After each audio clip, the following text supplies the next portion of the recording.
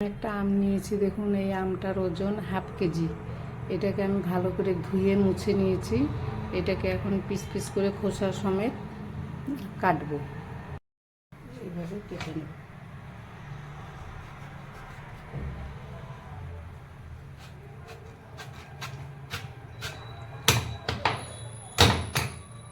আটি হয়ে গেছে, এটাকে আমি পিস পিস করে কেটে নেবো এরকম করে।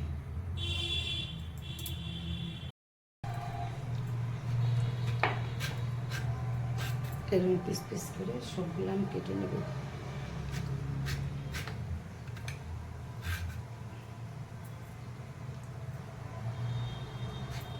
আটি শক্ত হয়েছে।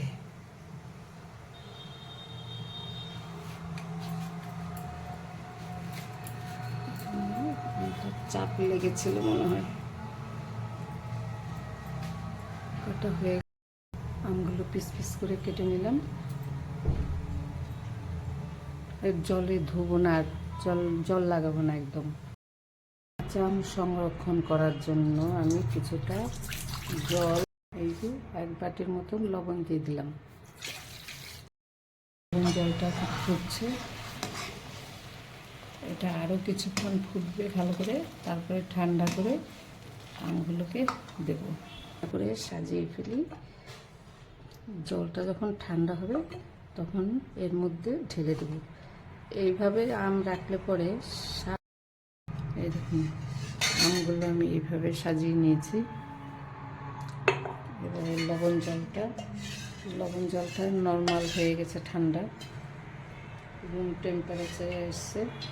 এখন আমি জলটাকে ঢেলে দিচ্ছি।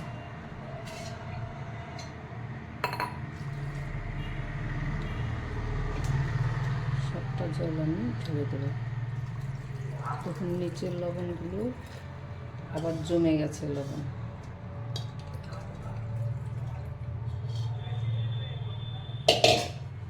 এখানে আমাকে আরেকটু জল দিতে হবে, সবটা আম ঢেকে দিতে হবে। একটু কম হয়ে গেল, ওই জলটা আবার একটু গরম করে দিতে হবে। আমি একটু এখানে যে সাদা ভিনিগার দিয়ে দিচ্ছি, তাহলে সারা বছর ভালো থাকবে, নষ্ট হবে না। এখান থেকে নিয়ে আপনি চাটনি বানাতে পারবেন, আমের টক, যেভাবে খুশি আম সংগ্রহ করতে পারবেন।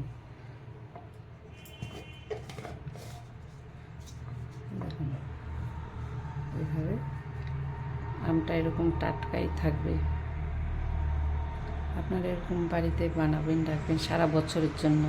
এখানে অল্প একটু জল কম পড়েছে, আমি আবার একটু ফুটিয়ে এই অবধি করে দেব।